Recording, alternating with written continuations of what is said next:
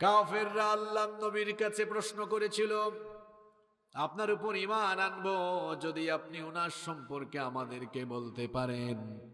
আল্লাহ তাআলা তার নবীর কাছে ওহীর মারফতে জানিয়ে দিলেন এই ব্যক্তি সম্পর্কে ডিটেইলস একেবারে পূর্ণাঙ্গ আলোচনার মাধ্যমে কাফিরদের প্রশ্নের জবাব আল্লাহ পুরোপুরি দিয়ে দিলেন। সুবহানাল্লাহ। কোরআনে কারীম বলছে, وَيَسْأَلُونَكَ عَنْ ذِي الْقَرْنَيْنِ ও নবী, তারা আপনাকে যুলকারনাইন সম্পর্কে জিজ্ঞেস করছে, আপনি তাদের জবাব দেন, قُلْ سَأَتْلُو عَلَيْكُمْ مِنْهُ ذِكْرًا। আপনি বলেন, আমি তোমাদের সামনে যুলকারনাইনের পুরো বৃত্তান্ত তুলে ধরছি। এরপরের আয়াত থেকে আল্লাহ নিজেই জবাব দিচ্ছেন, সুন্দর করে বলছেন, ইন্না মাক্কান্না লাহু ফিল আরদি ওয়া আতাইনাহু মিন কুল্লি শাইইন সাবাবা। আল্লাহ তাআলা বলছেন, ইন্না মাক্কান্না লাহু ফিল আরদ, নিশ্চয় আমি তাকে জমিনের বুকে কর্তৃত্ব দান করেছিলাম। শুধু তাই নয়, ওয়া আতাইনাহু মিন কুল্লি শাইইন সাবাবা, গোটা দুনিয়ার কর্তৃত্ব, রাজত্ব এবং ক্ষমতা পরিচালনার জন্য যত রকমের সাজ সরঞ্জাম, যত রকমের উপকরণ দরকার, সকল সাজ সরঞ্জাম আর উপকরণ তাকে যিনি দান করেছিলেন তিনি কে? উনার নাম যুলকারনাইন কেন? ফাতহুল কাদির এবং তাফসীর ইবনু কাসীরের ভেতরে এসেছে। এ ব্যাপারে মুফাসসিরিনে কেরামদের বেশ কয়েকটি মতামত পাওয়া যায়। কেউ কেউ বলছেন যে উনার মাথার চুলে দুই দিকে দুইটা গুচ্ছ ছিল, এজন্য তাকে বলা হয় দুই গুচ্ছওয়ালা, যেটার আরবি করলে হয় যুলকারনাইন, দুই গুচ্ছওয়ালা। কেউ কেউ বলেছেন তার মাথার দুই দিকে শিঙের অনুরূপ দুইটা চিহ্ন ছিল, এই জন্য তাকে বলা হয় যুলকারনাইন। আবার কেউ কেউ বলেছেন তিনি প্রাচ্য আর পাশ্চাত্যের সবগুলো দেশ জয়লাভ করেছিলেন, এজন্য তাকে বলা হয় যুলকারনাইন। কোন কোন মুফাসসির আবার বলেছেন ওনার মাথার দুই দিকে দুইটা ক্ষত চিহ্ন ছিল, এই জন্য তাকে বলা হয় যুলকারনাইন। তবে যুলকারনাইন তিনি কে ছিলেন এই ব্যাপারে সবচেয়ে অথেন্টিক, নির্ভেজাল এবং ফ্রেশ আলোচনা চলে এসেছে কোরআনে কারীমে। কোরআন যা বলছে তা হলো এই, তিনি কোনো ফেরেশতা ছিলেন না, এমনকি যুলকারনাইন তিনি কোনো নবী বা রাসূলও ছিলেন না। তাহলে তিনি কি ছিলেন?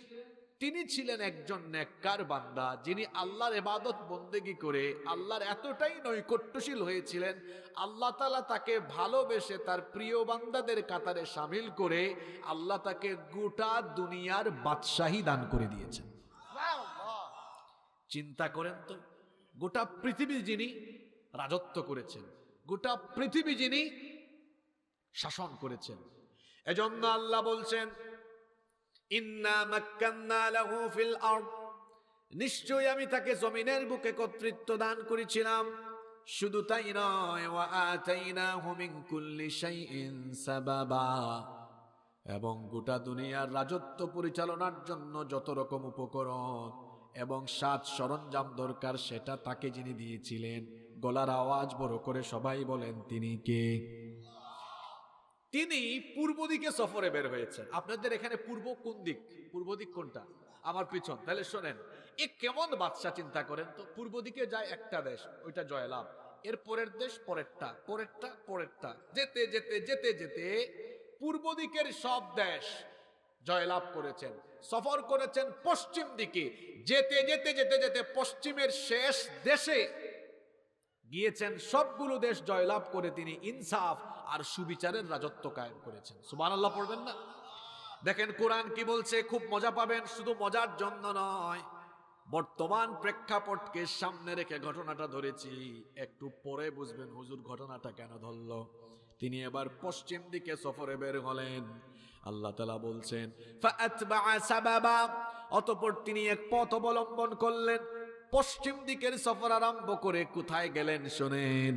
আল্লাহ তাআলা বলছেন হাত্তা ইযা বালাগা মাগরিবাশ শামসি ওয়াজাদাহা তাগরুবু ফি আইনিন হামিআতিন ওয়া ওয়াজাদা ইনদাহা কওমা। এখানে মাহফিলে হাফেজ সাহেবরা আছে নাকি? এরা খুব মজা পাবে, কোরআন পড়ে তো, কিন্তু আজকে যখন ঘটনাটা পুরোটা শুনে ফেলবে এরপর থেকেই আয়াতগুলো পড়বে আর মজা পাবে। কোরআন বুঝলে এত মজা, এই যে সামনে রমজান মাস আসতেছে, নামাজ শেষ করতে মন চাইবে না, যত শুনবেন তত মজা লাগবে। সুবহানাল্লাহ। আল্লাহ বলছেন যুলকারনাইন পশ্চিম দিকে সফর আরম্ভ করলেন। পশ্চিম দিকে যেতে যেতে যেতে যেতে একেবারে পশ্চিমের শেষ ভূমি পর্যন্ত গেলেন। আপনারা তো সবাই জানেন পৃথিবীর 4 ভাগের 3 ভাগ হলো পানি, 1 ভাগ হলো মাটি। পশ্চিমের শেষ দেশ ভূমি, এরপরে আর ভূমি নাই, মাটি নাই, আছে শুধু পানি। শেষ দেশটা পর্যন্ত তিনি যখন জয়লাভ করলেন, তিনি সেখানে গিয়ে দেখলেন সাগর। আপনারা কক্সবাজার ঘুরতে গেলে দেখবেন সন্ধ্যাবেলা যখন সূর্য ডুবে যায় মনে হয় যেন সাগরের মধ্যে সূর্য ডুবছে, এমনটাই দেখতে মনে হয়। তিনি যখন একেবারে পশ্চিমের শেষ দেশ পর্যন্ত জয়লাভ করলেন, সূর্যাস্তের জায়গা পর্যন্ত গিয়ে দেখলেন সেখানে কর্দমাক্ত জলাশয়ের মধ্যে সূর্য ডুবছে। সেখানে তিনি এক সম্প্রদায়কে পেলেন। আল্লাহ তাআলা তখন যুলকারনাইনকে ওই সম্প্রদায়ের ব্যাপারে আল্লাহ বললেন قُلْنَا يَا ذَا الْقَرْنَيْنِ إِمَّا أَن تُعَذِّبَ وَإِمَّا أَن تَتَّخِذَ فِيهِمْ حُسْنًا।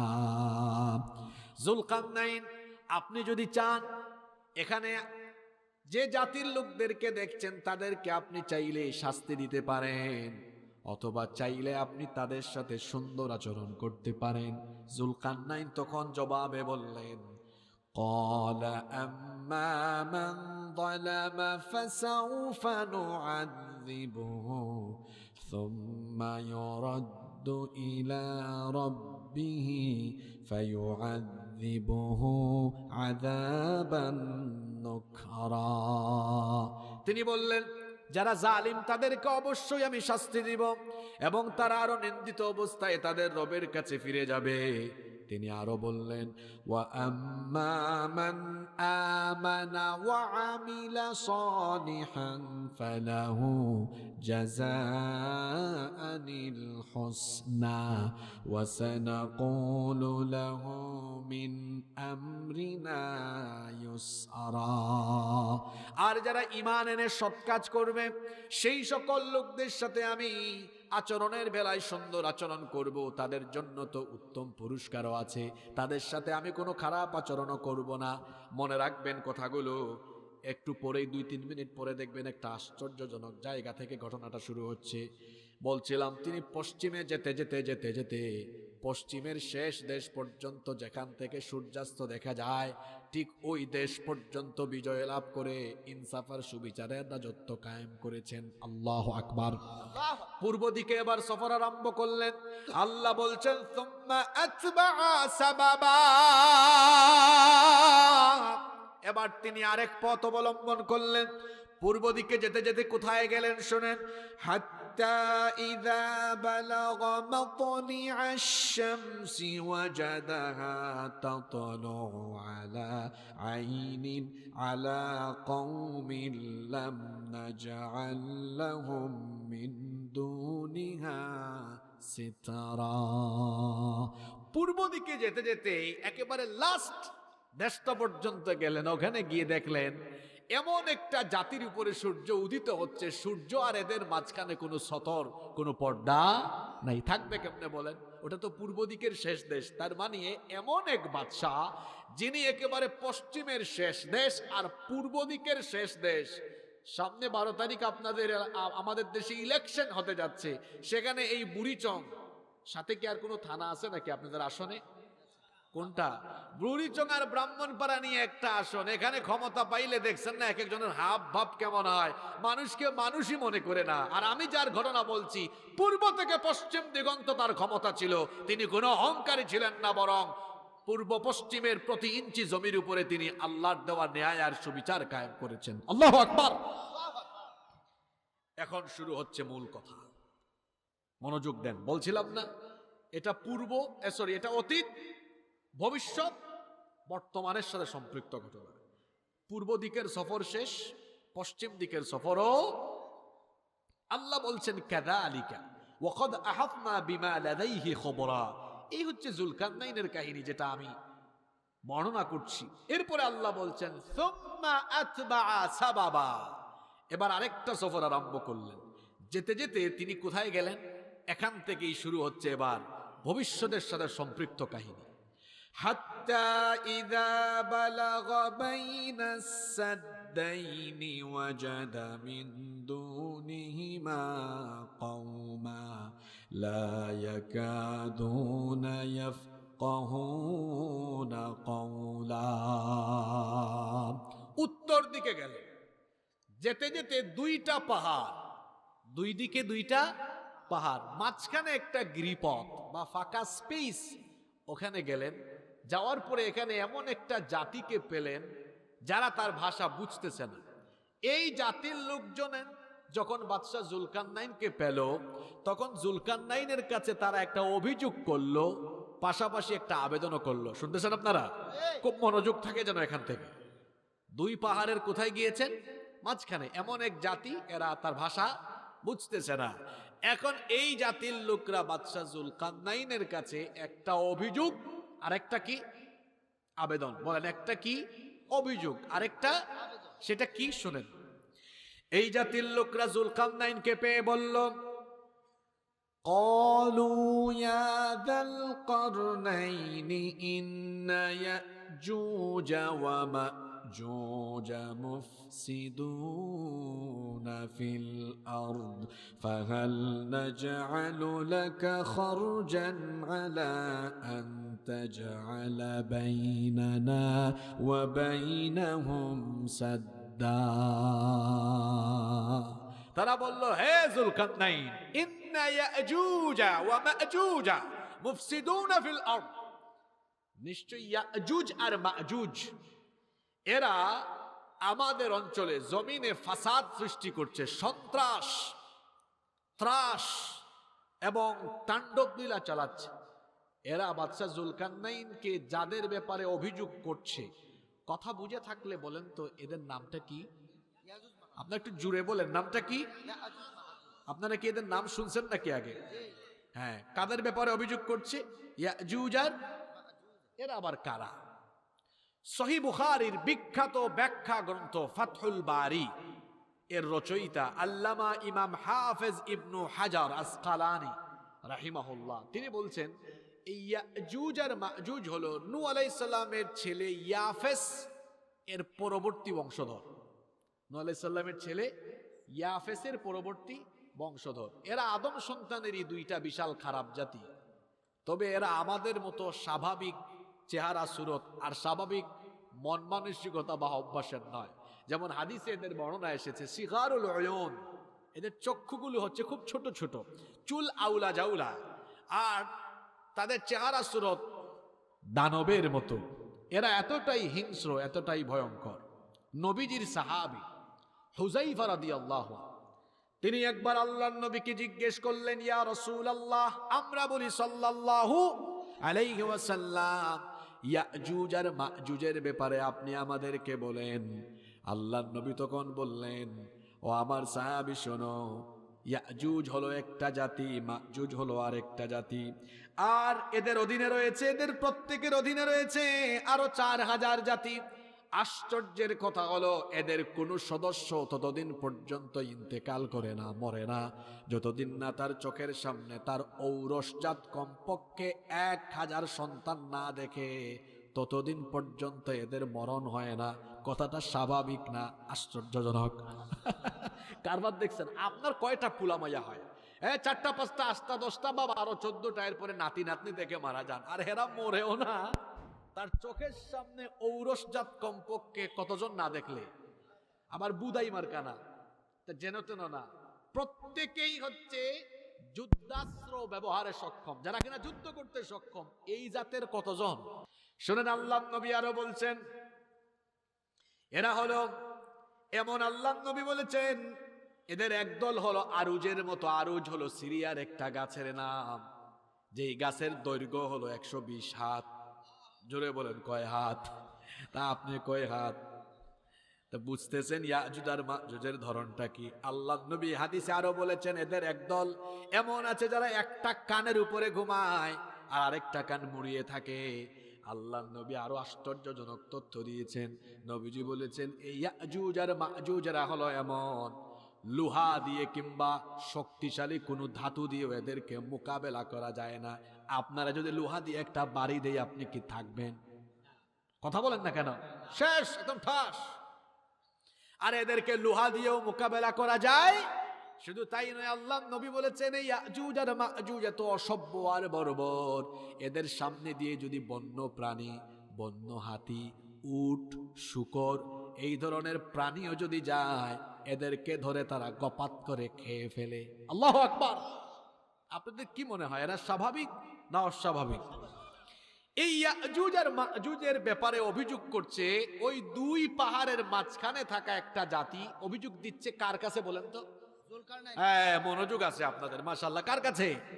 বলতেছে বাদশাহ জুলকারনাইন। দেখেন এরা এত খারাপ, এরা ওই দুই পাহাড়ের গুহা চিপাচাপা থেকে বের হয়ে আমাদের ধন সম্পদ বাড়ি ঘরের মালামাল নিয়ে যায়, বাধা দিলে আমাদেরকে মেরে ফেলে, খুন করে ফেলে। আমাদের মহিলাদেরকে তারা দাসী বানিয়ে নিয়ে যায়, বাচ্চাগুলোকেও নিয়ে যায়, বাচ্চারা বড় হলে এদেরকে দাস বানিয়ে ফেলে। এটা বাদশাহ জুলকারনাইনের কাছে এরা কি করলো? অভিযোগ করলো। বলছিলাম না, একটা অভিযোগও করছে আর একটা আবেদন। আবেদনটা কি? আবেদনটা হলো তারা বলল এই যে ইয়াজুজ আর মাজুজের অত্যাচারে আমরা অতিষ্ঠ হয়ে গেলাম, এখন আমাদের আবেদন হলো ফাহাল নাজআলু লাকা খারজান আলা আন তাজআলা বাইনানা ওয়া বাইনাহুম সাদ্দা। আমরা আপনাকে কিছু টাকা পয়সা দেই, আপনি এক কাজ করেন, তাদের আর আমাদের মাঝখানে একটা প্রাচীর, একটা দেয়াল নির্মাণ করেন, যেন এই অসভ্য গোষ্ঠী ইয়াজুজ আর মাজুজ এরা যেন আর আমাদের মধ্যে এসে তাণ্ডব লীলা, সন্ত্রাসী, ফাসাদ সৃষ্টি করতে না পারে। এদেরকে একটা দেয়াল বানায় আটকে দেন। এই আবেদনটা তারা করেছে কার কাছে? হ্যাঁ, বাদশাহ জুলকারনাইনকে তারা যখন এই আবেদন করেছে, তখন বাদশাহ তাদেরকে কি বললেন? দেখছেন ঘটনাটা কি সুন্দর কোরআনে আসছে। বাদশাহ তখন তাদেরকে বললেন ক্বালা মা মাক্কান্নী ফীহি রাব্বী খায়রুন ফাআঈনুনি বিকুওয়াতিন আজআল বাইনাকুম ওয়া বাইনাহুম রাদমা। তিনি বললেন তোমরা আমারে কি টাকা পয়সা দিয়ে সাহায্য করবা বলো? গোটা পৃথিবীতে চলে আমার ক্ষমতা, আল্লাহ আমাকে কেমন ক্ষমতা দিয়েছে, কি সামান্য টাকা করে দিয়ে আমাকে সাহায্য করবা? আমাকে তোমরা কিচ্ছু দেওয়া লাগবে না, কারণ আমার রব আমাকে দা দিয়েছেন তা উত্তম। সুবহানাল্লাহ পড়েন। তবে তোমরা একটা জিনিস আমাকে দাও, এটা দিতে হবে। সেটা কি? ফাআইনুনি বিকুওয়াহ, তোমরা আমাকে শ্রম দিয়ে সাহায্য করো, সামর্থ্য শক্তি দিয়ে সাহায্য করো। তিনি কায়িক শ্রম চাইলেন। আর তিনি ছিলেন খুব বিচক্ষণ বাদশাহ। উনি এই এলাকায় এসে নজরদারি করে ফেলেছেন, দেখেছেন যে এই এলাকার লোকরা লোহা গলিয়ে সীসাজাত বিভিন্ন বস্তু বা দ্রব্য তৈরি করতে পারত। এটা তিনি দেখেছেন, এজন্য বললেন শোনো, তোমরা আমাকে টাকা কড়ি দিয়ে সাহায্য করা লাগবে না, ফাআইনুনি বিকুওয়াহ, তোমরা আমাকে শক্তি সামর্থ্য দিয়ে হেল্প করো, সাহায্য করো। যদি করো তাহলে আজআল বাইনাকুম ওয়া বাইনাহুম রাদমা, তাদের আর তোমাদের মধ্যে একটা শক্তিশালী প্রাচীর আমি বানিয়ে দিব। তারা রাজি হয়ে গেল। যখন তারা রাজি হয়ে গেল, মনোযোগ আছে আপনাদের? শুনেন শুনেন, আজকের আলোচনায় কত কিছু আছে, এখানে সায়েন্সও পাবেন, আপনি বিজ্ঞানও পাবেন। তিনি তখন বললেন ঠিক আছে, শ্রম দাও। এবার তিনি এদেরকে কি বললেন? আতুনি জুবারাল হাদিদ, লোহার পাত আনো। জুড়ে বলেন তো কি আনতে বলেছেন? লোহার পাত আনো, যাও। এরা আবার লোহার পাত আনছে। লোহার পাত আনার পরে উনি এটা দিয়ে কি করেছেন শোনেন পরের অংশ। حتى إذا ساوى بين الصدفين قال انفخوا। এরা যখন লোহার পাত এনেছে, জায়গাটার কথা মনে আছে দুই পাহাড়ের, হ্যাঁ, এই লোহার পাত দিয়ে পাত দিতে দিতে দিতে দিতে এই দুইটা পাহাড়ের মাঝখানের জায়গাটা কি করে দিয়েছেন, একদম ফিল আপ, পরিপূর্ণ করে দিয়েছেন। কিন্তু পাতগুলো তো টুকরা টুকরা, তাই না বাবারা ভাইয়েরা, টুকরা টুকরা টুকরা টুকরা। এখন যখন টুকরা টুকরা করে দুই পাহাড়ের মাঝখানে লোহার পাত দিয়ে এরা ভরে ফেলছে, তিনি তখন বললেন এই দেখেন ক্বালান ফুহু, ফু মারেন না আপনারা, হ্যাঁ এই তো বললেন উনফুহু, ফুক মারো। তখন তারা নল বুঝেন তো আপনারা, নল এনে হাঁপড় দিয়ে, দম নেই না আমরা, ওই যে আগেকার যুগে আমাদের মা চাচিরা যখন লাকড়ির চুলায় রান্না করতেন, এখনো গ্রামে এগুলো পাওয়া যায়, ওই যে ফু দেয় আগুন নিভে গেলে। আপনাদের এলাকায় কি বলে এটাকে? আমাদের সিলেটি ভাষার সাথে তো আপনার ভাষা মিল আছে মাশাআল্লাহ। আপনারা সিলেট যান না কিতা, যাওয়া হয় না কিতা, আত্মীয় স্বজন আসেনি, বিয়া সাথে দিছেন না আনছেন, কিন্তু বালা কুমিল্লার সিলেট তো খান্দা খাসা এক লগে না কিতা লাগাইল। ঠিক আছে, আপনার লগে আমরা বাসা ও বাক্কা মিল আছে, আমরাও বলি সুঙ্গা, আপনারাও বলেন। আচ্ছা, তো এরা কি করেছে, মনোযোগ যেন থাকে, বুঝছেন? কারণ এই ঘটনা একটু আগে ছিল অতীত, এখন যাচ্ছে কোন দিকে, ভবিষ্যতের দিকে। একটু পরে দেখবেন ঘুরাই আসবে 2026 সালে। এটা এক আশ্চর্যজনক কাহিনী, এজন্য বলছি অমনোযোগী হবেন। এখন তিনি বললেন উনফুখু, কি মারো? তখন তারা ওই যে নল এনে হাঁপড় দিয়ে সবাই মিলে ফু মারতেছে। ওই জামানা তো আর এত আপডেটেড জামানা, আধুনিক যন্ত্রপাতি তাদের কাছে ছিল না। তো তারা সবাই মিলে যখন ফু মারছে, আচ্ছা বলেন তো লোহার মধ্যে ফু মারলে এটা গরম হয়ে হয়ে গলে যাবে না? ওই যে লোহার পাত রেখেছিল, যখন তারা ফু মারছে সবাই মিলে, হাত্তা ইদা জাআলাহু নারা, তখন আগুন ধরে গেল। আগুন ধরে কি হয়ে গেল, ওই যে লোহার পাতগুলো আগুনে গলে গলে গলে তখন একটা শক্তিশালী লোহার দেয়াল হয়ে গেল। সুবহানাল্লাহ পড়বেন না? এটা বানানোর পরে, এখানে কিন্তু কাহিনীর শেষ না। আমি এই কাহিনীটা পড়ে আর অবাক হই যে এত হাজার বছর আগে যখন পৃথিবীতে বিজ্ঞানের জন্ম হয়নি, বিজ্ঞানের জন্ম তো হয়েছে কয়েক শতাব্দী আগে, তাই না? কিন্তু এত হাজার বছর আগে বিজ্ঞানের জন্ম হয়নি, এই বাদশাহ জুলকারনাইন কেমন বিজ্ঞানময় থিওরি অ্যাপ্লাই করছেন দেখেন। ওরা ফু মারছে, তারপরে লোহার পাত গলে একটা লোহার গেট হয়েছে। এবার তিনি এদেরকে বলছেন قال آتوني أفرغ عليه قطرا।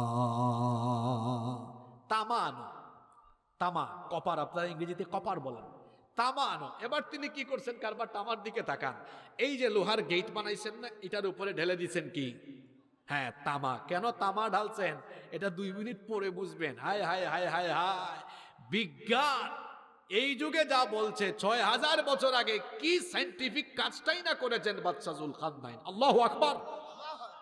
ওই যে লোহার উপর কি ঢালছেন বলেন তো, তামা ঢালছেন। তামা ঢালার পরে ইনি এবার এদেরকে বললেন, কাদেরকে?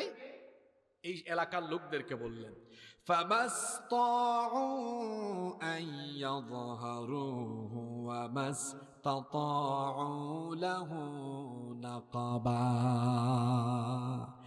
এই ইয়াজুজ মাজুজের গোষ্ঠীর আর ক্ষমতা নাই এই পাহাড়ের উপর দিকে বা নিচের দিকে কোন দিক দিয়ে তারা এসে তোমাদের এলাকায় তোমাদের উপরে আর হামলা চালাতে পারবে না। শুনতেছেন আপনারা? এখন আপনারা বলতে পারেন, চান্দশারের মানুষ হুজুর, এই যে এতক্ষণ ধরে বলতেছেন জুলকারনাইন একটা প্রাচীর বানাইছেন, এটা কোথায়, আমাদের বাংলাদেশে নাকি? এটা নিয়ে ইতিহাস বেত্তাগণ অনেকেই অনেক রকম কথা বলেছেন। যেমন কেউ কেউ বলেছেন বর্তমানে যে চীনের মহাপ্রাচীর আছে, এই চীনের মহাপ্রাচীরটাই হলো জুলকারনাইনের বানানো প্রাচীর। না, এটা মিথ্যা। কারণ চীনের বানানো মহাপ্রাচীর ওটা ইট দিয়ে, আর জুলকারনাইনের বানানো প্রাচীর হলো সীসা দিয়ে। আবার রাশিয়ান একদল মুসলিম গবেষক তারা বলছেন যে এটা নাকি কাস্পিয়ান সাগরের উপকূলে অবস্থিত, যেটা বানিয়েছেন আলেকজান্ডার দ্য গ্রেট। এই কথাও মিথ্যা। কেন মিথ্যা আমি এটা বিজ্ঞানসম্মতভাবে ব্যাখ্যা করছি, কেন মিথ্যা সেটা বলছি। দেখেন তো আপনারা, আল্লাহ তো চাইলে এখানে কথাটা এইভাবে বলতে পারতেন যে জুলকারনাইন একটা প্রাচীর বানিয়েছেন, জাস্ট এতটুকু কথা বললেই হয়ে যেত। কিন্তু আল্লাহ এভাবে না বলে বিস্তারিত বলেছেন যে তিনি এলাকার লোকজনকে বলছেন লোহার পাত আনো, ফুক মারো, তারপর উপরে কি ঢালো। হ্যাঁ, এটার একটা কারণ আছে। কারণটা কি শুনেন। বিজ্ঞানীরা বলছেন লোহা এবং তামা এই দুইটার দুইটা ধর্মও আছে। তবে তামা হলো লোহার চেয়ে কম শক্তিশালী, আর লোহা হলো তামার চেয়ে বেশি শক্তিশালী। কিন্তু আপনারা বলেন তো, লোহা যতই শক্তিশালী হোক না কেন, পানির সংস্পর্শে আসলে লোহায় কি ধরে? এই তো জং ধরে, মরিচা ধরে। এই যে দেখছেন, এটা এখানে পানি লাগাই দেন, দেখবেন পানির সংস্পর্শে কিছুদিন থাকলে এটাতে জং ধরবে। কিন্তু তামার শক্তি লোহার চেয়ে কম হলেও তামারও একটা ধর্ম আছে, তামায় কখনো জং। তাহলে তামায় কি ধরে বলেন? তামায় জং না ধরলো আরেকটা জিনিস ধরে, ওইটা কি ধরে? আচ্ছা, তামায় একটা জিনিস ধরে, সেটা শুনেন কি। আধুনিক বিজ্ঞান বলছে তামা যখন খোলামেলা পরিবেশে থাকে, এরকম খোলামেলা পরিবেশ, তার আগে বলেন তো পরিবেশের কালারটা কি? আমরা চক্ষু দিয়ে যেটা দেখি ম্যাক্সিমাম কি দেখা যায়? এই যে গাছপালা, বন জঙ্গল, কালার কি? সবুজ। বলেন কালার কি? বিজ্ঞান বলছে তামা যখন খোলামেলা পরিবেশে থাকে, বাতাসে তো অক্সিজেন আছে, তাই না? যে অক্সিজেন নেই, আমরা কার্বন ডাই অক্সাইড ছেড়ে দেই। বিজ্ঞান বলছে তামা যখন খোলামেলা পরিবেশে থাকে, তখন বাতাসে থাকা অক্সিজেনের সাথে তামার যে পদার্থগুলো আছে, এটা অক্সিডেশন পদ্ধতিতে তামার উপরে তখন একটা গ্রিন প্রোটেক্টিভ লেয়ার, সোজা বাংলায় যদি আমরা বলি যে তামা খোলামেলা পরিবেশে যখন থাকে, অক্সিজেনের সাথে মিশে অক্সিডেশন পদ্ধতিতে তামার উপরে একটা সবুজ আস্তরণ পড়ে। জোরে বলেন তো, সবুজ কি পড়ে? এটা বিজ্ঞান বলছে। তাহলে এই যে বিজ্ঞানীর ঘরের বিজ্ঞানীরা বলে তারা এটা পেয়ে গেছে, এটা পাবে কেমনে? এটা পাইলে তো কিয়ামত হয়ে যাবে।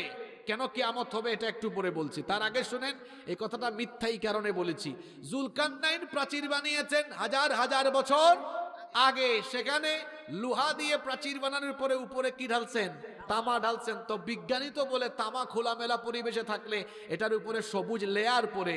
ও পাগলের দল, এটা পাবা কেমনে তোমরা বিজ্ঞানীর ঘরের বিজ্ঞানীরা? এটা তো হাজার হাজার বছর ধরে এই তামার উপরে সবুজ আস্তরণ পড়তে পড়তে পড়তে পড়তে এটা পৃথিবীর সবুজ পরিবেশের সাথে মিশে গিয়েছে। এটা পাওয়া কারো দ্বারা সম্ভব? আপনারা বলবেন হুজুর সম্ভব নয় কেন? এটা পাইলে কিয়ামত হয়ে যাবে। কেন কিয়ামত হয়ে যাবে? কারণ কিয়ামতের বড় বড় 10টা ঘটনা আছে, যে ঘটনাগুলো ঘটলেই কিয়ামত হবে। এর মধ্যে একটা ঘটনা হলো কিয়ামতের কিছুদিন আগে, মাত্র অল্প কয়েকদিন আগেই ইয়াজুজ আর মাজুজ, ওই যে প্রাচীর আছে না, এই প্রাচীর ভেদ করে আবার আসবে। আপনারা আপনাদের হায়াতে যদি পান, এটা দেখতেও পারেন। তাহলে ইয়াজুজ, বলছিলাম না এমন এক ঘটনা অতীতের সাথে ভবিষ্যতের সাথে, একটু পরে দেখবেন ঘটনা এটা চলে আসছে কিসের সাথে? বর্তমানের সাথে। মনোযোগ আছে আপনাদের? এই 8-10 মিনিট সহ্য করেন। তার মানে বোঝা গেল ইয়াজুজ আর মাজুজেরা আবার আসবে, এটা কিয়ামতের আলামত। এখন আপনাদের প্রশ্ন হতে পারে হুজুর ইয়াজুজ আর মাজুজ এরা কখন আসবে? ইয়াজুজ আর মাজুজের আগমন হবে তখন দাজ্জালকে হত্যা করা হবে যখন। দাজ্জালের জন্ম হয়েছে অনেক আগেই, আল্লাহ নবীর জামানায়ও দাজ্জাল ছিল। ওই যে লাখাম এবং জুজাম গোত্রের 30 জন লোক গিয়েছিলেন, এটা ফাতেমা বিনতে কাইস রাদিয়াল্লাহু আনহার লম্বা হাদিস। 30 জন লোক একটা সফরে বের হয়ে সাগরে হারিয়ে গিয়েছিলেন। তারা সরাসরি দাজ্জালের সাথে সাক্ষাৎ করে দাজ্জালের সাথে কথাও বলেছেন। আল্লাহু আকবার। দাজ্জালের জন্ম হয়েছে বহু আগেই। দাজ্জাল একটা অচেনা অজানা দ্বীপে বন্দী হয়ে আছে, আল্লাহ তাকে বন্দী করে রেখেছেন, তার আত্মপ্রকাশ বাকি আছে। আল্লাহ যখন চাইবেন দাজ্জালের তখন আত্মপ্রকাশ হবে। কিন্তু দাজ্জাল এখন বন্দী অবস্থায় তার রুহানি সন্তানদেরকে দিয়ে পৃথিবীতে দাজ্জালীয় কর্মযজ্ঞ চালিয়ে যাচ্ছে। বলবেন হুজুর দাজ্জালের রুহানি সন্তান কারা? ইহুদি যারা দাজ্জালের রুহানি সন্তান হলো, এটা আমার বানানো কথা নয়। আল্লাহ নবী বলেছেন ইহুদিরা হবে দাজ্জালের সৈনিক, ইহুদিরা হবে দাজ্জালের অনুসারী। তো বলছিলাম দাজ্জালকে যখন রব্বুল আলামিন দুনিয়ায় পাঠাবেন, মক্কা আর মদিনা ছাড়া আরেক রিওয়ায়াতে এসেছে মসজিদে আকসা। এই তিনটা মসজিদ ছাড়া গোটা পৃথিবীর সব জায়গায় দাজ্জাল তার দাজ্জালীয় কর্মযজ্ঞ চালাবে। দাজ্জালকে অলৌকিক কিছু ক্ষমতা দেওয়া হবে। এই সব ক্ষমতার অপব্যবহার করে সারা পৃথিবীতে সে যখন ফিতনা ফাসাদ চালাবে, তার ফিতনায় মুসলমানরা যখন দিশেহারা হয়ে রান হয়ে যাবে, তখন দাজ্জালের এই সকল ফিতনা থেকে রক্ষার জন্য ঈসা আলাইহিস সালামকে যিনি দুনিয়ায় পাঠাবেন, জোরে বলেন তিনি কে?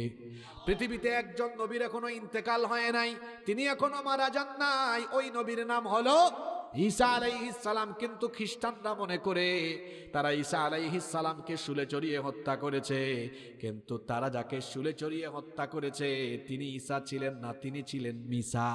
কোরআনে কারিমে এসেছে তারা যখন ঈসা আলাইহিস সালামকে হত্যার জন্য চারপাশ ঘিরে ফেললো, তারপরে আল্লাহ তখন ঈসা আলাইহিস সালামকে আসমানে উঠায় হেফাজত করলেন। কারণ আল্লাহর কাছে ঈসা আলাইহিস সালাম দোয়া করেছিলেন, আল্লাহ আমাকে তুমি আখেরে নবীর উম্মত বানিয়ে দিও, কারণ এই নবীর উম্মতের দাম অনেক গুণে বেশি। সুবহানাল্লাহ। অন্যান্য নবীরা এই নবীর উম্মত হওয়ার দোয়া করেছেন, আর আমরা চাওয়ার আগেই উম্মত হয়ে গেলাম, আলহামদুলিল্লাহ। ঈসা আলাইহিস সালামের এই দোয়া আল্লাহ কবুল করেছেন, আল্লাহ তাকে আসমানে উঠায় হেফাজত করেছেন। তারা যখন ঘরের ভিতরে ঢুকলো, তখন তাদেরই মধ্যকার একজন সৈন্যকে আল্লাহ তাআলা ঈসা নবীর সুরত দিয়ে দিলেন। আল্লাহর জন্য এটা কি সহজ না কঠিন? একজনকে যখন ঈসা নবীর সুরত দেওয়া হলো, বাকিরা তাকে ধরলো। এ বলল, কিরে তোরা আমাকে ধরলি কেন? তারা বলে তুই ঈসা, সে বলে না আমি মিসা। লোকজন বলে তুই ঈসা না মিসা, এটা আমরা ভালো করেই জানি, কিন্তু বলেন তো তারা যাকে ধরলো এটা ঈসা না মিসা? নিয়ে তাকে শুলে চড়িয়ে হত্যাও করলো। তারা মনে করেছে ঈসা আলাইহিস সালামকে শুলে চড়িয়ে হত্যা করেছে, কিন্তু না, তারা যাকে হত্যা করেছে তিনি ছিলেন মিস্টার মিসা। ঈসা আলাইহিস সালামকে আল্লাহ আসমানে উঠায় রেখেছেন। দাজ্জালের তাণ্ডব লীলায় যখন গোটা পৃথিবীর মুসলমানরা দিশেহারা হয়ে যাবে, আল্লাহ তাআলা তখন ঈসা আলাইহিস সালামকে কোথায় পাঠাবেন শোনেন। বর্তমান সিরিয়ার দামেস্কের পূর্ব দিকের সাদা গম্বুজওয়ালা একটা মসজিদে ফজরের নামাজে কিছুক্ষণ আগে দুইজন ফেরেশতার কাঁধের উপরে ভর করে ঈসা আলাইহিস সালাম সেই মসজিদে অবতরণ করবেন। ইমাম মাহদী আলাইহিস সালাম তাকে দেখেই চিনবেন, বলবেন আসেন, আহলান সাহলান, আসেন আপনি নামাজে ইমামতি করেন। তিনি ইমামতি করবেন না, কারণ তিনি এখন নবী হয়ে আসেন নাই, এসেছেন কি হয়ে? উম্মত হয়ে। বলবেন আপনি মুসলমানদের খলিফা, আপনি ইমামতি করেন, নামাজ হবে। নামাজ শেষ হওয়ার পরে ঈসা আলাইহিস সালাম ইমাম মাহদীকে পাশে রেখে একটা ভাষণ দিবেন, বক্তব্য রাখবেন। তারপরে যখন দাজ্জাল আর তার বাহিনীর বিরুদ্ধে অভিযানে নামবেন, এই খবর দাজ্জালের কানেও চলে যাবে। হাদিসে এসেছে পানির সংস্পর্শে লবণ আসলে যেমন লবণ পানি হয়ে যায়, ঈসা আলাইহিস সালামের আগমনের খবর শুনে দাজ্জালও পানির মতো গলে যেতে থাকবে। ঈসা আলাইহিস সালাম দাজ্জালকে গিয়ে ধরবেন, বর্তমান ফিলিস্তিনের বাবেলুদে তাকে দৌড়াতে দৌড়াতে সেখানে নিয়ে তাকে কতল করবেন। আল্লাহু আকবার। ঈসা আলাইহিস সালাম দাজ্জালকে কতল করার কিছুদিন পরে আল্লাহ এবার ঈসা নবীকে বলবেন, মনোযোগ আছে, ঈসা নবীকে বলবেন, ঈসা তুমি তো মুসলমানদেরকে সাথে নিয়ে দাজ্জালকেও হত্যা করেছো, পাশাপাশি তুমি দাজ্জালের বাহিনীকেও খতম করে দিয়েছো, কিন্তু এখন এমন কিছু লোক বের হবে যারা এতটাই উচ্ছৃঙ্খল, এতটাই অসভ্য, এতটাই বর্বর, এদের শক্তি সামর্থ্য এত বেশি, ও ঈসা তুমি এবং সারা দুনিয়ার সব মুসলমানরা মিলেও এদের মোকাবেলা করতে পারবা না। আল্লাহু আকবার। ঈসা আলাইহিস সালাম বলবেন আমি কি করব আল্লাহ? আল্লাহ বলবেন ফাহাররিজ ইলা তুর, তুমি গিয়ে তাড়াতাড়ি তুর পাহাড়ে আশ্রয় নাও, কারণ এখন এমন দুইটা অসভ্য জাতি বের হবে, এদের মোকাবেলা তুমি এবং সব মুসলমানরা মিলেও করতে পারবে না। আল্লাহু আকবার। আপনারা বলবেন হুজুর আপনি না একটু আগে বলছেন এদেরকে একজন বাদশা প্রাচীর বানায় আটকায় দিয়েছেন, বাদশার নাম জানি কি? হ্যাঁ, উনি প্রাচীর বানানোর পর থেকে এরা প্রতিদিন সকালবেলায় যে এদিকে তাকান, এরকম নখর দিয়ে মানে খুঁটাখুটি করে এই পাহাড়টা, এই প্রাচীরটাকে ভেঙে বা এটাকে চূর্ণ বিচূর্ণ করে বের করার জন্য, বের হয়ে আসার জন্য প্রতিদিন সন্ধ্যাবেলায় কাজটা এমন হয়, মনে করেন এটা একটা প্রাচীর, করতে করতে এই লাস্ট জায়গায় চলে আসছে, অল্প কাজ করলেই এটা ঠেলা দিয়ে ভেঙে ফেলতে পারবে, কিন্তু এরা অলস, অল্প একটু বাকি থাকতে প্রতিদিন সন্ধ্যাবেলা বলে থাক এটা আগামীকাল করব, পরের দিন আইসা দেখে এই কাম এই জায়গায় চলে আসছে। দেখছেন কারবার? পরের দিন আইসা দেখছে আবার ওইটা জায়গা মতো চলে গেছে, সারাদিন আবার কাজ করে ঠেলাইয়া শেষ দিকে নিয়ে যায়, সন্ধ্যাবেলা বলে আগামীকাল করব, আইসা দেখে আগামীকাল আবার এরকম ওই বানানোর দিন থেকে এই ব্যাককলের দল আজকেও এই কাম করছে, আজকেও সন্ধ্যা পর্যন্ত এই কাম করছে, কিন্তু প্রতিদিনই শেষ পর্যন্ত যায়, বলে আগামীকাল করব, পরের দিন এসে দেখে ওই দেয়াল আবার আগের জায়গায় চলে গিয়েছে। কিন্তু দাজ্জালকে হত্যার পরে হঠাৎ করে একদিন সন্ধ্যাবেলা তারা বলবে বাকি কাজ আমরা আগামীকাল করব ওই ইনশাআল্লাহ যেদিন তাদের মুখ দিয়া ভুল করে বের হয়ে যাবে, পরের দিন এসে দেখবে সকালবেলা ওই যে কালকে যে কাজ যতটুকু করে গিয়েছে অতটুকু আছে, পরের দিন সকালে অল্পক্ষণ আধা ঘন্টা 1 ঘন্টা 2 ঘন্টা কাজ করলেই কাম শেষ। তখন এরা কিভাবে নেমে আসবে? ওই যে সূরা আম্বিয়ার আয়াত, আল্লাহ বলেছেন মিন কুল্লি হাদাবিয়্যান সিলুন, তখন তারা পঙ্গপালের মতো আসতে থাকবে, উঁচু উঁচু ভূমি থেকে নেমে আসবে। এসে কি করবে শোনেন, আল্লাহ আল্লাহ আল্লাহ আল্লাহ আল্লাহ আল্লাহ আল্লাহ আল্লাহ। এরা এত হিংস্র, রাসূল বলেছেন এদের প্রথম দল যখন নেমে আসবে, প্রথম দলটা পৃথিবীর 4 ভাগের কয় ভাগ পানি? শুধু প্রশান্ত মহাসাগর, যেটা সবচেয়ে বড় মহাসাগর, এটার আয়তন কত জানেন? 16,54,00,000 বর্গ কিলোমিটার। আল্লাহু আকবার।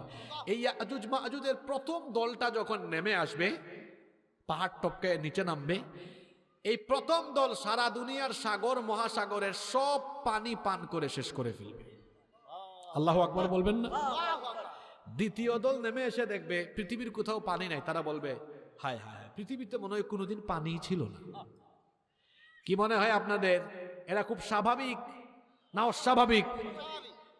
আল্লাহ ঈসা নবীকে বলবেন তাড়াতাড়ি মুসলমানদেরকে নিয়ে তুর পাহাড়ে আশ্রয় নাও। আল্লাহু আকবার।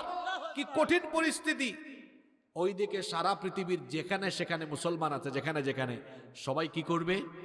সবাই দলবল সহ, কেউ সুরক্ষিত দুর্গে, কেউ গুহায়, যে যেখানে পারে গিয়ে ঢুকবে, আশ্রয় নিবে। এমন একটা অভাব দেখা দিবে। আরে রাসূল বলেছেন একটা গরুর মস্তককে তখন 100 দিনারের চাইতে উত্তম মনে করা হবে। মুসলমানরা অল্প স্বল্প খাবার নিয়ে আশ্রয় নিবে, খাবারগুলোও শেষ হয়ে যাবে। অভাবে অনটনে দুর্ভিক্ষে যখন মুসলমানরা ক্ষুধার যন্ত্রণায় অতিষ্ঠ হয়ে যাবে, ঈসা আলাইহিস সালাম, শুনতেছেন আপনারা? এবার হাত তুলবেন আল্লাহর কাছে, ও আল্লাহ এই কঠিন পরিস্থিতি থেকে আমাদেরকে উদ্ধার করো, আমাদেরকে বাঁচাও। আল্লাহ ঈসা আলাইহিস সালামের দোয়া কবুল করবেন। তখন আল্লাহ তাআলা এই ইয়াজুজ মাজুজ প্রত্যেক সদস্যদের ঠিক এই জায়গায়, আমার দিকে তাকান, ঘাড়ের ঠিক এই জায়গায় একটা ভাইরাস, একটা মহামারীর জন্ম দিবেন। মহামারী মানে হলো যেই রোগ একজন থেকে আরেকজনের কাছে দ্রুত গতিতে ছড়িয়ে যায়। দেখেন না, কয়েক বছর আগে পৃথিবীতে এসেছিল করোনা ভাইরাস। এই করোনার চাইতে এটা মারাত্মক ভাইরাস। এদের প্রত্যেক সদস্যদের ঘাড়ের মধ্যে আল্লাহ এমন একটা ভাইরাসের জন্ম দিবেন, অল্প কিছুদিনের ভেতরেই একজন থেকে আরেকজন ছড়াতে ছড়াতে ইয়াজুজ মাজুজের যত সদস্য আছে সারা দুনিয়ায় থাকা ইয়াজুজ মাজুজের সবাই তখন মরে যাবে। আল্লাহু আকবার। তাহলে আল্লাহর শক্তি কম না বেশি? যাদের মোকাবেলা মানুষ করতে পারে না, তাদের মোকাবেলা করতে পারেন কে? এজন্য শক্তি সামর্থ্যের অহংকার কখনো করতে নেই, কারণ পৃথিবীর অনেক শক্তিশালী মানুষকে শক্তি সামর্থ্য ক্ষমতার জায়গা থেকে জুতার বাড়ি দিয়া খাওয়াইয়া নামাইয়া আল্লাহ তাআলা একেবারে জিল্লতির কাতারে নিতে পারেন। ঠিক না বে ঠিক? এবার এরা সবাই মরে যাবে। হাদিস শরীফে এসেছে জমিনের অর্ধ হাত, আধা হাত জায়গা ফাঁকা থাকবে না, এদের লাশ পড়ে গিয়ে পচে গলে সারা দুনিয়ায় দুর্গন্ধ হয়ে যাবে। আল্লাহ ঈসা আলাইহিস সালামকে বলবেন আপনি তুর পাহাড় থেকে বের হন, বের হয়ে কারবারটা দেখেন না আমি কামটা কি করছি। সুবহানাল্লাহ পড়বেন না? তিনি মুসলমানদেরকে নিয়ে তুর পাহাড় থেকে বের হয়ে দেখবেন কারবারটা দেখছো, যাদের মোকাবেলা আমরা করতে পারবো না, আল্লাহ কি এমন দিলেন যে সারা দুনিয়া এদের লাশ ছড়িয়ে ছিটিয়ে আছে। আল্লাহু আকবার। কিন্তু নেমে সবাই নাকে হাত দিচ্ছে। নাকে মানুষ কখন হাত দেয় বুঝেন না? এই লাশগুলা পচে গলে এমন দুর্গন্ধ হয়েছে। এখন বলেন তো 4-5টা লাশ হইলে তো কাম সারতো, ফালানো যেত। এখন যেদিকে যায় ওইদিকেই খালি কি লাশ, লাশ আর লাশ। এখন তিনি বলেন আল্লাহ এ তো আরেক মুসিবত, আরেক গজব, এই লাশের গজব, এটা এখন কি করব? আল্লাহ এই মুসিবত থেকে বাঁচাও। হাত তুললেন, আল্লাহ দোয়া কবুল করে আল্লাহ তখন একটা বিশেষ আকৃতির, বিশেষ প্রকৃতির পাখি পাঠাবেন, যারা হাদিসে এসেছে এদের ঘাড়গুলো হলো উটের ঘাড়ের মতো, নখরগুলো নখ অনেক লম্বা লম্বা, হ্যাঁ, এরা শকুনের চেয়ে আরো লম্বা। এগুলো তুলে তুলে তারা কোনো কোনো রেওয়ায়াতে এসেছে অজানা অচেনা সাগরে, কোনো কোনো রেওয়ায়াতে এসেছে অজানা জায়গায় নিক্ষেপের মধ্যেই দেখা যাবে সব লাশ নিয়ে এরা ফেলে দিছে। সুবহানাল্লাহ পড়বেন না? কিন্তু লাশ ফেললে কি হবে? কোথাও দেখবেন কোনো কিছু পচা থাকলে এখানে কিছু আবর্জনা ছড়িয়ে থাকে, গন্ধটাও থাকে, তাই না? তখন আল্লাহ বলবেন, ঈসা টেনশন করবেন না, আল্লাহ আসমানকে হুকুম করবেন আসমান থেকে যেন সারা দুনিয়ায় একসাথে এট এ টাইম রহমতের বৃষ্টি নাজিল হয়। সুবহানাল্লাহ। একসাথে এট এ টাইম রহমতের বৃষ্টি যখন নাজিল হবে, সারা দুনিয়ার জমিন তখন কাচের মতো পরিষ্কার হয়ে যাবে। সুবহানাল্লাহ। আল্লাহ জমিনকে হুকুম করবেন, তুমি তোমার পেটের ভেতর থেকে সমুদয় উর্বরতা তুমি এবার বের করো। তখন জমিন থেকে এত পরিমাণ ফুল ফসল উৎপন্ন হবে। আল্লাহ রসুল বলেছেন একটা ডালিম, একটা ডালিম তো এখানে একজন খায় ফেলে, রসুল বলেছেন তখন এত বরকত হবে একদল মানুষ একটা ডালিম খায়া শেষ করতে পারবে। সুবহানাল্লাহ। বাড়িতে গিয়ে বলিয়েন, রসুল বলেছেন এত বরকত হবে একটা উটনির দুধ একটা বংশের মানুষ খায়া শেষ করতে পারবে না, একটা ছাগলের দুধ একটা পরিবারের মানুষ খায়া দেয়া শেষ করতে পারবে না। এরকম কয়েক বছর পৃথিবীতে বরকত চলতে থাকবে। এরপরে আল্লাহ একটা কোমল বায়ু, একটা ঠান্ডা বাতাস পাঠাবেন, যেটা সেই সময় বেঁচে থাকা মুমিনদের এই বগলের তলায় লাগবে। যাদের বগলের তলায় লাগবে এরা তখন সবাই আল্লাহর জিম্মায়, মানে মারা যাবে, সবাই আল্লাহর জিম্মায় চলে যাবে। পৃথিবীতে একজন মুমিন আর থাকবে না, সব থাকবে বেঈমান, নাফরমান, পাপী। আল্লাহওয়ালাদের উপর কিয়ামত আসবে না। এই বেঈমানদের উপরে কিয়ামত নাজিল করবেন কে? আল্লাহ। তাহলে এই ঘটনাটা অতীতের সাথে যেমন সম্পর্কিত, ভবিষ্যতের সাথেও সম্পর্কিত। আমার দুই ভাই চলে এসছেন, তারা কথা বলবেন। তার আগে আমি 5 মিনিট সময় নিচ্ছি। আমি যে বললাম ঘটনাটা আবার বর্তমান সময়ের সাথেও কি সম্পর্কিত, তো বর্তমানটার কথা শুনবেন না? এই ঘটনা আমাদেরকে বর্তমান কালের জন্য 7টা শিক্ষা দেয়। জোরে বলেন, কয়টা শিক্ষা দেয়? আচ্ছা, ঘটনাটা একজন সাধারণ মানুষ নিয়ে না একজন শাসক নেতা নিয়ে? জোরে বলেন, কাকে নিয়ে? এটা যেন তেন নেতা না, আবার শাসন করছে কতটুকু অঞ্চল? জোরে বলেন, কতটুকু অঞ্চল? সারা পৃথিবী, সারা দুনিয়া। কেন আজকে ওনাকে নিয়ে কথা বললাম জানেন? আমার দিকে তাকান। একটা গাড়ি বুড়িচং থেকে রওনা দিয়েছে, ঢাকায় যাবে। এই বাসে যাত্রী আছে 40 জন, সবাই গাঁজা খাইছে, কিন্তু ড্রাইভার গাঁজা খায় নাই, গাড়িটা ঢাকায় পৌঁছাইতে পারে। কিন্তু একটা বাসে 40 জন প্যাসেঞ্জারের কেউ গাঁজা খায় নাই, গাঁজা খাইছে ড্রাইভার। গাড়ি কেটে ঢাকায় যাবে, চান্দশার থেকেই তো বের হইতে পারবে না। একটা গাড়িকে ড্রাইভ করে যেমন গন্তব্য পর্যন্ত পৌঁছানোর জন্য একজন সুস্থ মস্তিষ্কের এবং যোগ্যতা সম্পন্ন ড্রাইভার দরকার, ঠিক তেমনি একটা জাতিকে ড্রাইভ করে উন্নতি সমৃদ্ধির জায়গা পর্যন্ত নিয়ে যেতে হলে চোর চামার দুর্নীতিবাজদের পরিবর্তে সৎ যোগ্য চরিত্রবান নেতা দরকার। বাদশাহ জুলকারনাইন ছিলেন একজন ন্যায়নিষ্ঠবান শাসক, যিনি সারা পৃথিবীতে ইনসাফ আর সুবিচারের রাজত্ব কায়েম করেছেন। সুবহানাল্লাহ পড়বেন না? এই পুরো ঘটনা থেকে আমি 7টা শিক্ষার কথা বলে আমি আপনাদের থেকে বিদায় নিব। কয়টা শিক্ষা? কান লাগান। 1, বাদশাহ জুলকারনাইন তিনি এমন এক শাসক ছিলেন, আমি কোরআন থেকে বলেছি, তিনি আল্লাহর নেয়ামতের সঠিক ব্যবহার করেছেন। যেটা আল্লাহ বলেছেন, ওয়া আতাইনাহু মিন কুল্লি শাইইন সাবাবা। আর আল্লাহ তাকে যত নেয়ামত দিয়েছেন, কর্তৃত্ব, রাজত্ব, ক্ষমতা, আচ্ছা, ওয়া আতাইনাহু মিন কুল্লি শাইইন সাবাবা, আল্লাহ বলছেন রাজত্ব কর্তৃত্বের জন্য সকল ধরনের সরঞ্জাম উপকরণ আমি তাকে দান করেছিলাম। তিনি এই 7 সরঞ্জাম উপকরণ পেয়ে এই নেয়ামতের অপব্যবহার করেননি। তাহলে বোঝা গেল ভালো শাসক, ভালো নেতা তিনি কখনো নেয়ামতের অপব্যবহার করেন না। করেন কি? শুনতেছেন আমার কথা? তো গোটা আলোচনার একটা, আপনি তো খাবার খাবেন, খাবারের মজাটা পাবেন ওই শেষে, যেদের জন্য মানুষ তেমন চাইটা পুইটা খায়। ঠিক একটা আলোচনার মূল মেসেজ বার্তা থাকে আলোচনার শেষে, ওই শেষ কথাগুলো বলে যাচ্ছে, শুনেন। এমন এক বাদশা ছিলেন আল্লাহর নেয়ামতের অপব্যবহার করেন নাই। তাহলে ভালো শাসকরা নেয়ামতের সঠিক ব্যবহার করে জনগণের জন্য যে যে উপকরণ সেটা জনগণের কল্যাণে ব্যবহার করে। কিন্তু যারা আচরণে স্বৈরাচার হয়, যারা আচরণে শোষক হয়, তারা কি করে? তারা নেয়ামতের সঠিক ব্যবহার না করে অপব্যবহার করে। আপনি দেখেন না, জনগণের ট্যাক্সের পয়সায় কেনা বন্দুকের গুলি কখনো কখনো নিজের ক্ষমতা ধরে রাখার জন্য আবার জনগণের বুকের ভিতরে ঢুকায় দেয়। এরা কি সঠিক ব্যবহার করলো না অপব্যবহার করলো? এরা হলো স্বৈরাচার, এরা হলো জালেম। আর বাদশাহ জুলকারনাইনের পুরো কাহিনী আমি সূরা কাহাফের 1.5 পৃষ্ঠা থেকে আলোচনা করেছি, যেখানে আল্লাহ শুরুতেই বলেছেন তিনি ছিলেন একজন ন্যায়নিষ্ঠ শাসক, যিনি আল্লাহর নিয়ামতের অপব্যবহার করেন নাই। সারা দুনিয়া শাসন করেছেন, কিন্তু সারা দুনিয়াতে তিনি নিয়ামতের অপব্যবহার করেন নাই, সঠিক ব্যবহার করেছেন। সুবহানাল্লাহ।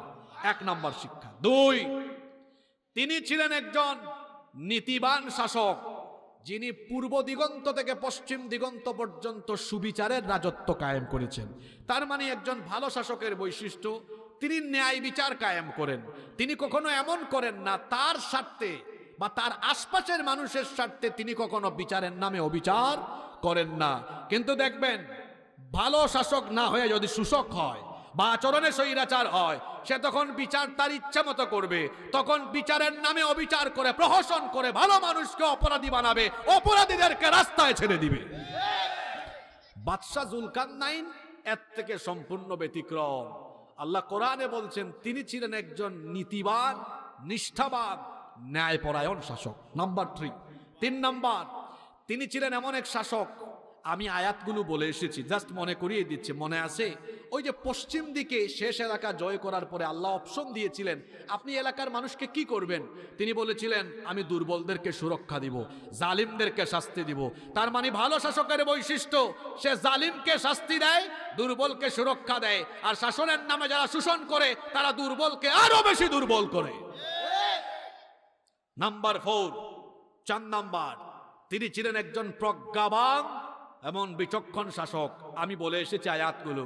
তিনি ওই এলাকায় গিয়ে দেখছেন কারবার কি বলেছিলেন, লোহার পা টানো, ফুক মারো, তামা ঢালো, এই যে পর্যায়ক্রমে প্ল্যান ওয়াইজ কাজগুলো করেছেন।